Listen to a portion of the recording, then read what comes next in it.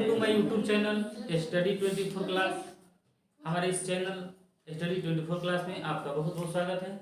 अभी तक हमारे चैनल को सब्सक्राइब नहीं किए हैं तो कृपया इसे सब्सक्राइब कर दीजिएगा तथा उसके बगल में एक बेल का आइकन होगा, उसे भी दबा दीजिएगा ताकि मेरे आने वाले हर वीडियो का नोटिफिकेशन मिलता रहे।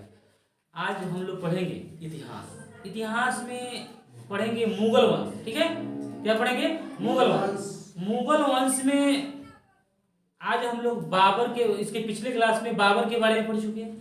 आज हम लोग बाबर के बेटा हुमायूं के बारे में डिटेल से पढ़ेंगे। ठीक है, तो जो हुमायूं जो था, हुमायूं का शासन काल जो था वह 1530 ईस्वी से लेकर 1556 ईस्वी तक शासन था।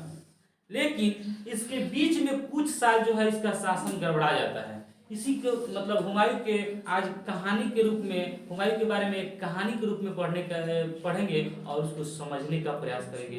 तो मेरे इस वीडियो को आप लोग अंत तक जरूर देखिएगा और ध्यान से देखिए। ठीक है, हुमायूं का अर्थ होता है क्या? देखिए, हुमायूं का अर्थ होता है, हुमायूं का अर्थ होता है भाग्यवान। क्या होता है? भाग्यवान।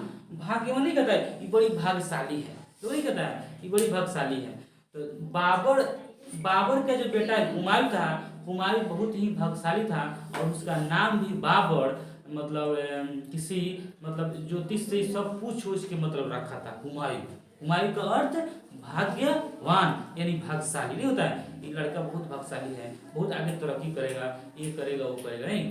तो इसका अर्थ क्या होता है? भाग्यवान। हुमायूं 1533 ईस्वी में हुमायूं ने दिल्ली में दीन पनाह पुस्तकालय की स्थापना किया था। हुमायूं ने दिल्ली में एक पुस्तकालय की स्थापना किया था। पुस्तकालय मतलब क्या होता है?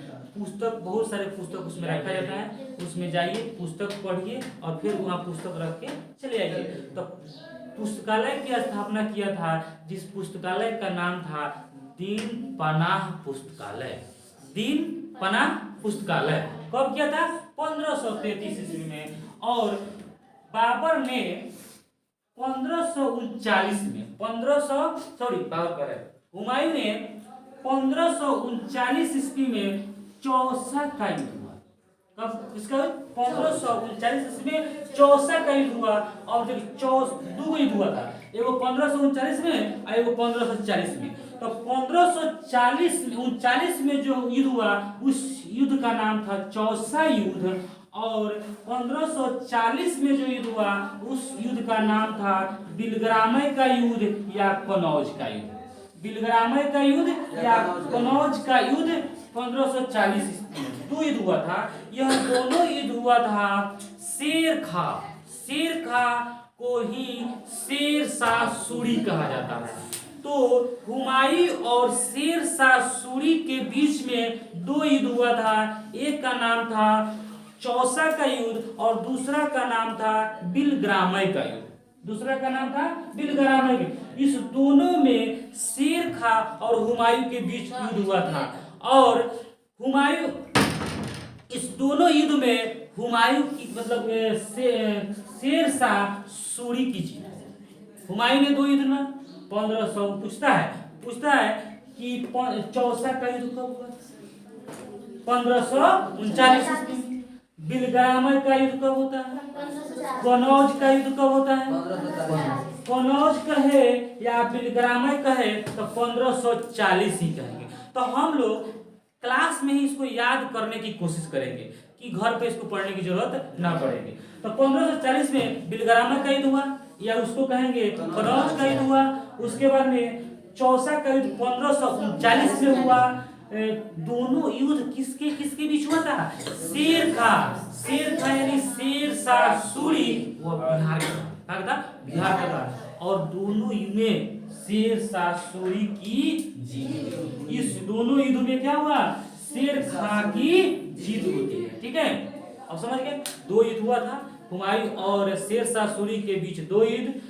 चौसा का युद्ध 1539 में और बिलग्रामय या कनौज का युद्ध हुआ था 1540 में। दोनों युद्ध शेर शाह सूरी यानी शेर खा और हुमायूं के बीच हुआ था। दोनों में किसकी जीत हुई थी? शेर शाह सूरी की और हुमायूं को यहाँ से रगेद दिया गया। ध्यान देता है, जौन युद्ध हारता है उसका मतलब शरण नहीं मिलता है, तो ये बेचारे भागते भागते भागते भागते सिंध भागे। मतलब भारत छोड़ के भाग गया। कहाँ भाग गया? इस युद्ध को हार जाने के बाद हुमायूं सिंध भागे। तो सिंध के रास्ते से कौन बनाया? अब कहानी सुनिए इसके। जब हुमायूं शेर शाह सूरी से हार गया, हारने के बाद जब सिंध भाग गया, सिंध यानी इस वक्त पाकिस्तान, सिंध पाकिस्तान में पड़ता है। जब सिंध भाग गया और भागने के बाद भगोड़ियों कहलाएगा, अब गया ना तो वहाँ एक आदमी के मतलब घर में रह रहा था। इसकी कहानी जिस तरह की है उस तरह समझा रहे हैं आपको, मतलब एक इसको कहानी टाइप पर हम समझा दे रहे हैं। वो गया, वहाँ पे गया तो एक किसी के घर में मतलब अपना शरण लिया। जिस घर में वो शरण लिया तो बाद में पता चलता है, तो वहाँ पे जब पहुँचा वहाँ पर कुछ दिन तक रहा, लगभग 15 वर्ष निर्वासित जीवन के, मतलब 40 में चला गया और 15 वर्ष तक सिंध में ही रहा। कितना? 15 वर्ष निर्वासित जिंदगी बिताने के बाद 55 में आता है, यानी 15 साल तक वहीं रहा। हाँ, 15 साल तक वहाँ पे जिसके घर में रह रहा था उसकी बेटी, मतलब उसकी बेटी से उसको प्यार हो गया हुमायूं को। जब ये बात का पता उसको चला, उस लड़की को पता चला कि ये दिन जो ये आदमी है ये बहुत कोई छोटा मोटा आदमी नहीं है। बाद में पता चला कि बहुत बड़ा, मतलब ये तो राजा है, यूं भाग के आया है। तो लड़की ने उसको हिंट्स दिया कि फिर से आपको दिल्ली चलना है और दिल्ली को जीतना है। मतलब ये लड़की मतलब क्या कि उसको मतलब हिम्मत दी और बताई कि चलना होगा, अपने राज्य को, अपने मतलब जो भी आपका राज है उसको छीनना पड़ेगा। तो वही 15 वर्ष के बाद में मतलब 15 वर्ष निर्वासित जिंदगी बिताने के बाद वह क्या आया, 1555 ईस्वी में दिल्ली पहुंचा। अब दिल्ली पहुंचा तब तक इसी के बीच में शेर शाह सूरी की मृत्यु हो गई थी। शेर शाह सूरी मर गए थे। शेर शाह सूरी के बेटा जो था मतलब इसका नाम था सिकंदर सूर। क्या नाम था? सिकंदर सूर। तो जब यह दिल्ली पहुंचा तो दिल्ली 1555 ईस्वी में सरहिंद का युद्ध, सरहिंद जगह है, सरहिंद का युद्ध हुआ हुमायूं और सिकंदर सूर के बीच। सिकंदर मतलब शेर शाह सूरी का बेटा था सिकंदर सूर। सरहिंद का युद्ध कब हुआ? 1555 में। और इस युद्ध में क्या हुआ? हुमायूं जीत गया और पुनः दिल्ली के गद्दी पर बैठ गया। तो फिर से देखिए 1540 में चला गया था, 1540 में यहाँ से भाग गया था और 15 साल के बाद आता है, फिर कौन युद्ध करता है? सरहिंद का युद्ध करता है 1555 ईस्वी में। और इस युद्ध के बाद में फिर दिल्ली के गद्दी पर बैठ जाता है। और दिल्ली के गद्दी पर बैठता है तो इसके बारे में हुमायूं ने 7 दिन 7 रंग का कपड़ा पहनकर दरबार में आया करता था। ठीक है, अब पैसा वाला था, जति पहने, ऐसा राजा तो कुछ पहन को नहीं करता था।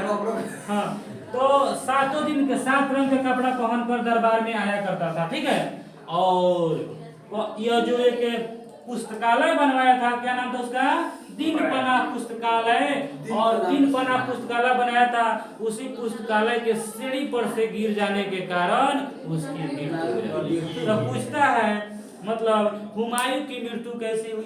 तो सीढ़ियों के मतलब पुस्तकालय के सीढ़ियों से गिर जाने के कारण हुमायूं की मृत्यु हो जाती है। यानी 1556 ईस्वी में हुमायूं की मृत्यु दीनपना की सीढ़ियों से गिर जाने के कारण इनकी मृत्यु हो जाती है। ठीक है, एक बार मेरे साथ रिवीजन। बाबर का बेटा हुमायूं का शासन का बाबर का शासनकाल 1526 से 1530 ईस्वी तक। उसके बाद उसका बेटा आता है हुमायूं का शासनकाल 1530 से 1556 तक।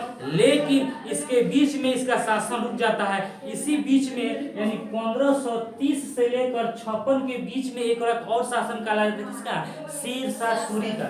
जब यह 15 साल के लिए भाग जाता है ना, तो वो इसके बीच में एक और शासक आ जाता है, जिसका नाम क्या आता है, शेरशाह सूरी। यानी दिल्ली के गद्दी पर 15 साल तक शेरशाह सूरी मतलब शासन मतलब करता है इसके बीच में। तब ये मतलब 15 साल के फिर बाद में आता है, तो 55 में युद्ध होता है, युद्ध के बाद में फिर जीत लेता है, फिर अपना दिल्ली की गद्दी पर बैठ जाता है। तो 1539 में कौन सा युद्ध होता है? चौसा का युद्ध। 1540 में किसका कौन सा युद्ध होता है? नहीं, 1540 में बिलग्राम है या कनौज का युद्ध होता है। सरहिंद का युद्ध कब हुआ था? 1555 में। सब नहीं आता है। तो 1555 में सरहिंद का युद्ध हुआ था। अगर ये वीडियो आपको अच्छा लगा है तो लाइक करिएगा, सब्सक्राइब करिएगा, तो दोस्तों के साथ शेयर करिएगा। जय हिंद।